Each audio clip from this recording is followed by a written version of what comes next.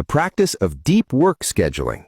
Research from Cal Newport and others has demonstrated the ability to focus without distraction for extended periods is becoming increasingly rare and increasingly valuable. People building invisible wealth protect blocks of time for concentrated work, not busy work, not emails, not meetings that could have been emails, but actual high-value production.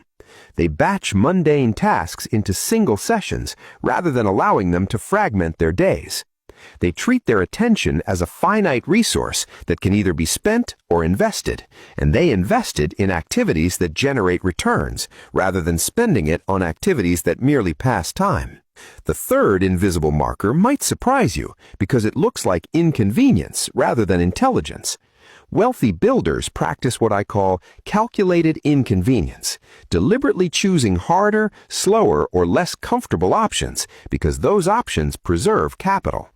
Patricia packs her lunch not because she cannot afford to eat out, but because she did the math.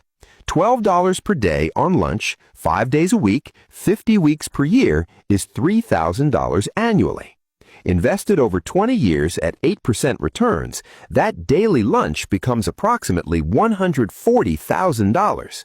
The inconvenience of packing food is a $140,000 decision disguised as a minor daily annoyance.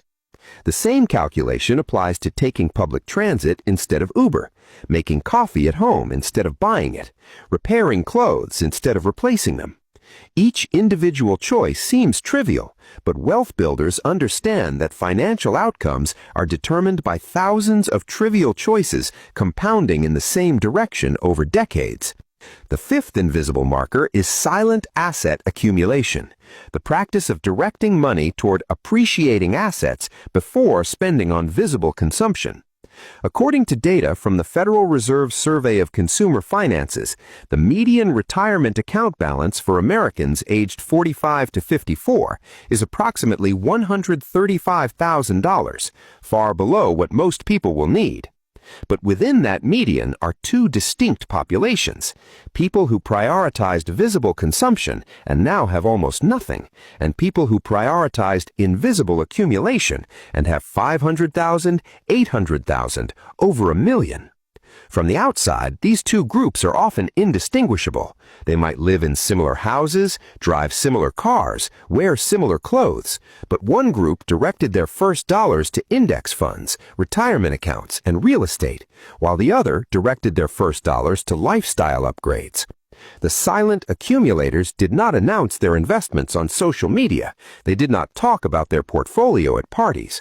They just quietly, consistently moved money from income to assets, while everyone around them moved money from income to consumption. The fifth invisible marker is investment in self-education. And I do not mean expensive MBA programs or credentialing for the sake of credentials. I mean the habit of continuously acquiring skills and knowledge that increase earning capacity. A 2022 study from Georgetown University found that the lifetime earnings gap between someone with in-demand skills and someone without can exceed $1 million over a career. The wealthy builders I studied spend money on books, courses, certifications, and training that directly enhance their ability to earn.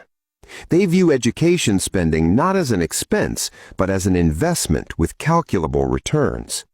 The person spending $200 on a course that increases their hourly rate by $10 will earn that investment back in 20 hours and then continue profiting for the rest of their career.